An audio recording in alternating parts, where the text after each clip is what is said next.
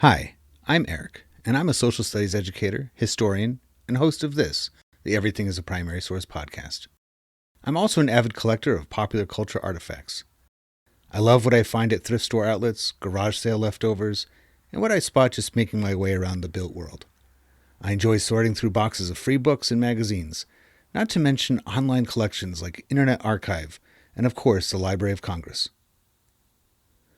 But you don't need to spend your time digging through bins or following online rabbit holes to get a look into the past. The movies and TV we watch, the books we read, and the games we play are all documents of the past. So is fashion, food, music, toys, even the roads we travel on and the places we live and work in.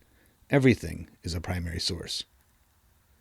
This podcast is the result of exhibiting these kinds of artifacts in public, getting passersby to select an item they connect with, and then chatting with me to see what it says about the time, place, and people who made it. The conversation you are about to hear, therefore, is your history, my history, our history, through popular culture.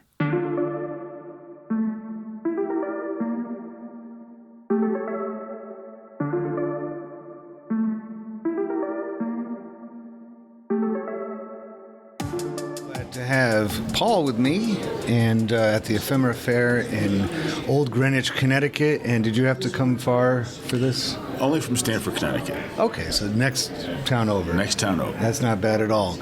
And have you been to the Ephemera Fair before? Decades ago. Okay, so what brings you to this kind of convention? I think it takes a certain kind of person to be interested in ephemera. Believe it or not, my father found some old canceled checks from the 1870s, some old land deeds, looking to sell them. It's part of his old collection. Don't know what to do with them. They're just taking up space on a shelf. And so if there's anybody that's going to know what to make of them or what to do with them... And I was told they were so common, they're not worth anything, really. Okay, well that's... But they're curiosities. They're beautiful. And they have historical value, because that's what I'm here for, too. They have vignettes from the Portland, Maine area. Okay, that's not far from where I came from, so... Everything from beehives that was valuable for the sweetener, old steamships, Indians, old insignia of Maine itself. Wow. So they're just there. Yeah, it's all you need sometimes is like little pieces of ephemera. And Let you take a look. Oh, we got it right here. Awesome. Got it right here. I was gonna say maybe. Obviously, this doesn't work on audio so well, but I know. But you can describe them. Yeah. Oh my goodness. It's funny. Like documents back then all look like they are money of some kind. You know what I mean? It's like the illustrations that we're familiar with on our dollar bills. The handwriting was precise. The ink was precise. You can read them today as though they were written a week ago. And it's so official, yet I don't know. I love the combination of printed, but then also handwritten. Yes. Right, it's such a 19th century thing, and all the imagery of Columbia is a figure that you don't see very often anymore. Interesting. You know, that the Lady Liberty's friend, you know, or sister kind of thing is, you know, like Columbia Pictures kind of. Yeah, and you're right. It does have a lot of very specifically Maine. So you are of the kind of visitor here that has things that you're actually connected to. Yes. To bring along. My father went gaga over these. We even have an old deed to an old horse.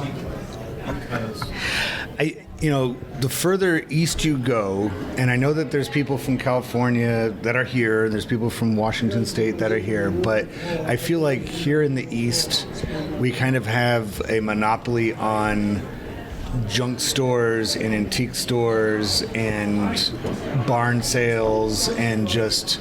You know, we have so many documents just kind of like... I have found as you travel to the Midwest, what's old was 1920s, right. Something made of plastic. That's old. Right.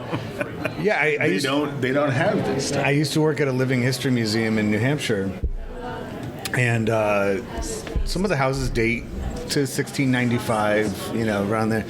And we had some visitors come, I think, from Florida, which is also East Coast, but it has a different iteration of when, Anglo and when the United States took it and started developing it and stuff. And they're like, where's the old stuff? And we're like, well, what do you mean by old? And they're like, like 1900. I'm like, well, that's not old. Like, that's kind of new, in our terms. Like, that's on the newer side of things. When I was a young boy in Florida in the 1970s, we saw road networks, and it was a swamp. I mean, don't go off the road. There's alligators. there's armadillos. Today, it's huge developments, condos, multi-story apartment buildings. It's all new within the last 30 years. And because of when all that stuff was built in the last 30 years, it all looks the same. I've gotten lost in Central Florida before because I'm like, so which development is it that I have to turn into? Lily Pad Lane or Frog Pond? It's like everything is... you just interchange the names and they all look exactly the same. And This is an interesting thing happening in Boston today. The old buildings are being torn down, replaced by 15-story, 18-story buildings. But the question there is, well, they'll all look from this era. Yeah. They'll all look alike. They'll all have this ultra postmodernistic look to them. It's going to change the face of Boston. It already has. I mean, you look at the Boston skyline, or even the Manhattan skyline for that matter. I mean, downtown Brooklyn has huge skyscrapers now. That was never really attached to Brooklyn as a skyscraper. The old Hell's Kitchen, which was little tenements from immigrants from Ireland, from all over the world. You can walk down the street and smell all kinds of different food being cooked. It's all now condo units that look the same. Yeah. And where's the Hell's Kitchen? It's a fancy upscale neighborhood now. Gentrification has its positives, Of course. It usually involves safety, and you usually have, revenue for the city. Revenue, high scale, upper class type stuff, culture is good. But the character tends to be gone. It doesn't hang around very much. From my table of stuff, and I remember vividly finding this. I almost didn't buy this. I go up in Maine to Goodwill by the Pound in Gorham as a ritual. It's at least like once a month, sometimes twice a month we head up there. This diver's log, and it was made. I was just putting down Washington State as being too new, but it was made in Tacoma, Washington, but it was clearly filled out by somebody from Maine because it has a 207 area code and they're from Bangor, so maybe this is Stephen King's neighbor that filled out this diving log, and you chose it because you yourself are into diving. I learned to dive in the early 1990s in Worcester, Massachusetts. That's an interesting place to learn to dive. Where in Worcester would you have that ability to go? We drove out to Gloucester. Oh, okay. So I was like, is there a pond or something? There are lakes in the area. There are swimming pools in the area. So you learn there, and then you go out in the sea. So this person went to such places as Grand Turk in Barbados, Radar Reef. And so I'll put a picture of it for the podcast purposes, but it's a pretty, like any other log, right? It has a template. So each page or series of pages, you put in the information, and here they went to Grand Turk McDonald's Arch, which I wonder if they had burgers there. Phenomenal. Scuba. Looks like they spent a lot of time in Grand Turk. Rhone. I mean, similar to the documents that you brought, it has both printed material and handwritten. So there's probably lots of these divers' logs out there after the Northwest Underwater Services made this, but this is specific to this man named Donald meager. Now, as a diver, what is the purpose Right. of Good this question. log? So as you progress in the sport of diving, you want to get more certifications. You want to do better dives, deeper dives. There's cave exploring, which is very hazardous. There's wreck exploring, which is less hazardous unless you penetrate the wreck. So you want to show that you've had experience, and then this man is also documenting his dive. It's a little memory here. So he's recalling where he dove, the depth that he dove, how long it was, what he saw that was interesting to him. And so it's like a little memory here. So you can sit there on a cold, wet afternoon and kind of relive the dive. I guess, yeah. I mean, would he share this with somebody or just have it for his own? Diving instructors, and if he wants to go and get a better certification to do more experienced, more advanced dives, you need to show that you've been to places, you had some experience diving. So I didn't take a close enough look, I guess, but I wonder if there's this place. I don't know if you'd have to take it to a notarizer, yes, but a dive master will have a stamp. Yeah. And yes, he'll stamp so it's an outside certification so that you realize that you can't just make this stuff up on your I was own. going to say, it doesn't appear that this person did it for that reason because I don't see any stamps. Neither do I. And it looks like a memory. The illustration at the front of it is kind of silly, cartoony, so you could probably buy this at a shop, right? And it's just for your own purposes. For your own purposes. But something that if you were to submit it for certification so you could take other people with you or learn other skills in diving much more than just going down 50 feet and looking around. Right. So, my whole big thing is history through popular culture. I imagine that at some point, as popular as, because this takes some skill. It's not something you just do. This would be in a dive shop, but dive shops would really only be patronized by people that know what they're doing. You don't just I'll go diving today. So that kind of thing. One more thing to add. So this is disappearing like everything else now. Online, you have a digital device. You would record pictures, images, your voice on a digital device.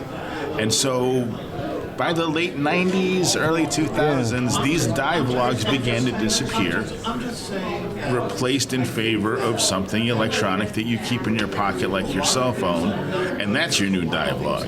Which is, I don't know. So I'm surprised that this paper is as in good shape as it is. Like the outer part is clearly meant to be in a water area, some damp at least. Obviously you wouldn't take it down with you. But I'm surprised that the paper, maybe there's some other kind of plastic covering that no longer is here with it. But the paper shows no signs of water damage.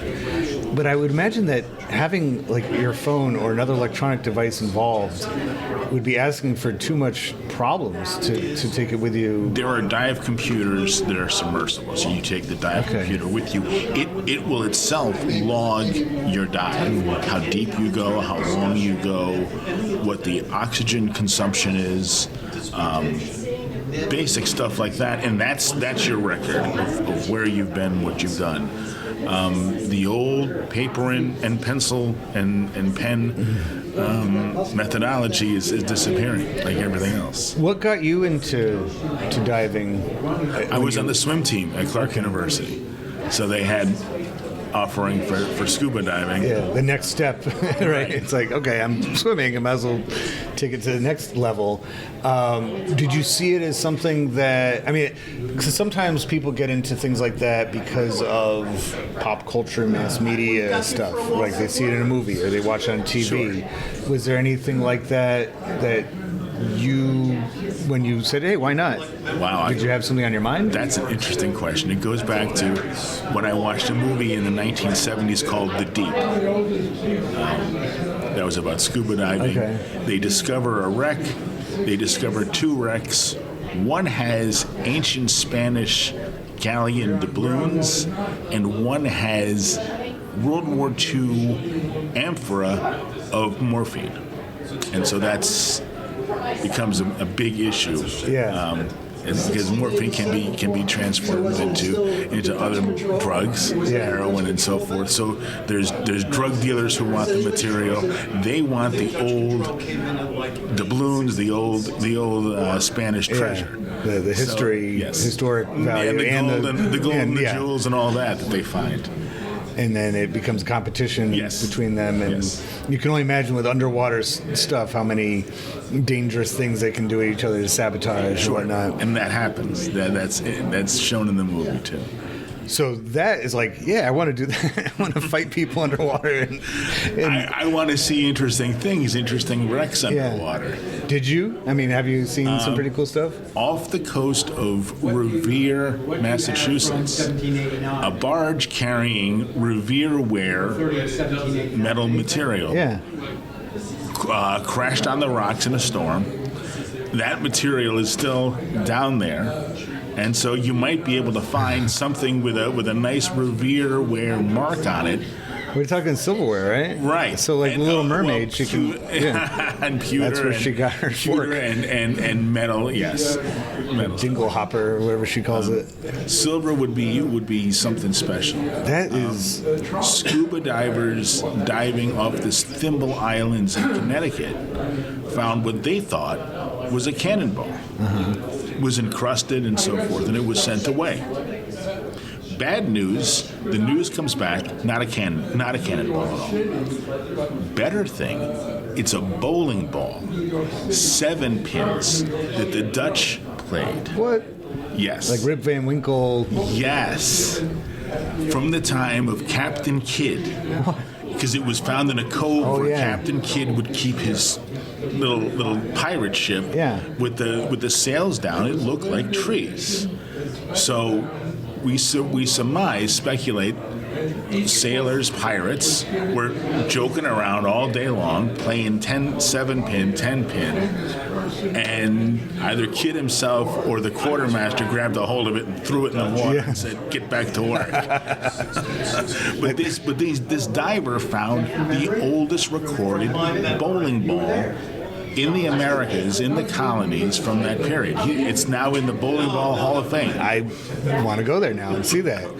Isn't that remarkable? Because I imagine as a scuba diver, you kind of are on the same, not the same level at all because you're underwater, but the same kind of idea as somebody with a metal detector. Right. It's archaeology, it's popular archaeology. You usually think of archaeology as something you would need to have some kind of significant training with and get the right to carve a giant hole in somebody's property.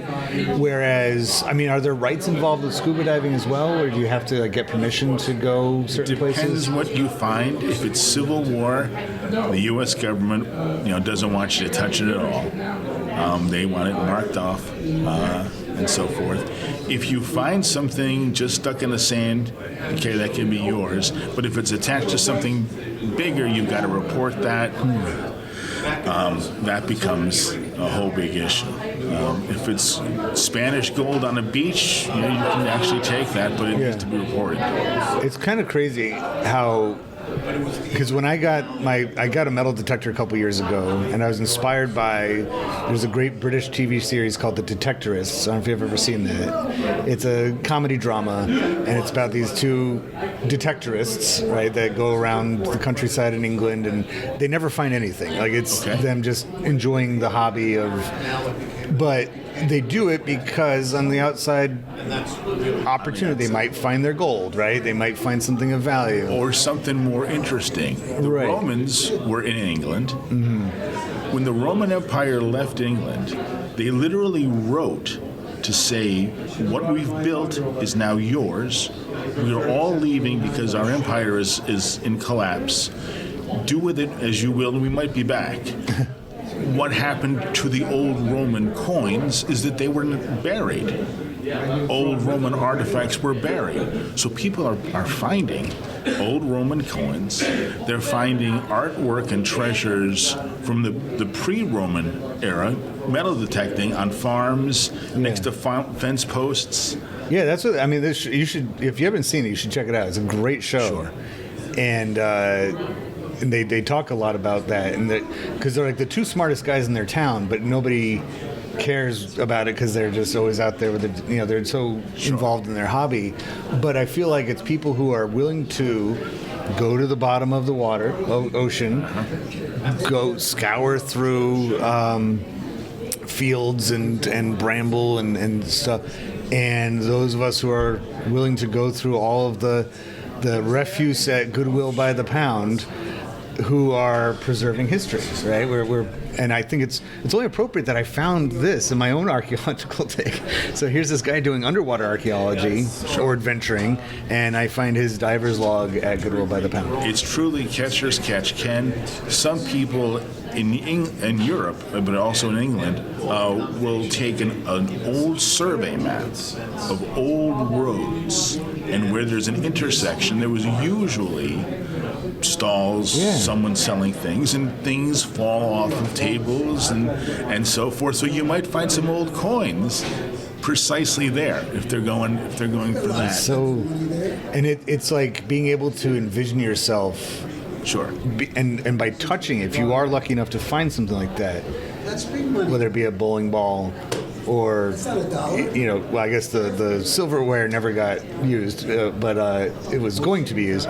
But knowing that somebody touched that, yes, and it could be as much as 1,000 years ago, it's a wild thought, and I think that's what drives a lot of us to at least be interested in this world, if not an active participant. People in America go after old survey maps showing where the outhouses were, because folks would toss things into an old outhouse. So people that do bottle collecting will find either bottle fragments or they're going for the intact bottles. Yeah. From early 1800s, 1700s. I mean, all pretty much up until the 1960s, when you didn't really have, in some rural areas, regular trash pickup or anything.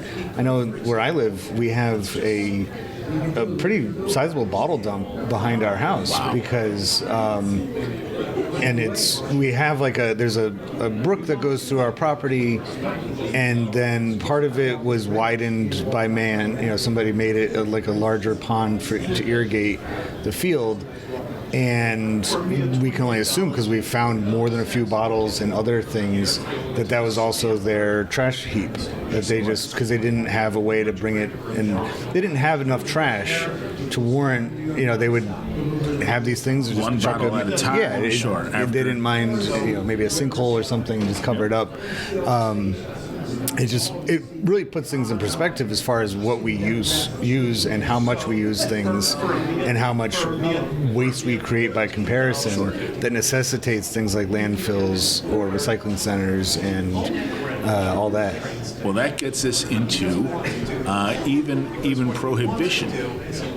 There were folks that went up to the Thousand Islands. That's a waterway between the U.S. and Canada. You can drink in Canada, you couldn't drink in the U.S. They would have barges, they would have parties on boats, and so forth. And so if the liquor police were coming after you, you dumped all the stuff overboard, and that's where scuba divers go and look for old plates, old bowls. There were old bootleggers that they weren't legging boots that had old bottles and old rum cases just tossed into the water. So. You can also rely on pre-environmentalism being a component of it too, because you think about really before the 60s and 70s, when environmentalism was becoming more popularized, people would throw trash out the window. Like they wouldn't even think twice about window. it. I mean, I know they still do that. I see it all the time on the road, but it was perfectly acceptable. Yes, it was. In like a park type setting, just to chuck into the woods. And so if you're after, mid-century trash, bottles and cans and stuff like that, why not? Well, I thank you for taking the time. I love these impromptu conversations. I grabbed this dive log. I wasn't even going to bring it, but I'm like, you know what? I'll bring it. And I'm glad I did, because it created a great conversation. Thanks again, Paul. Thank you.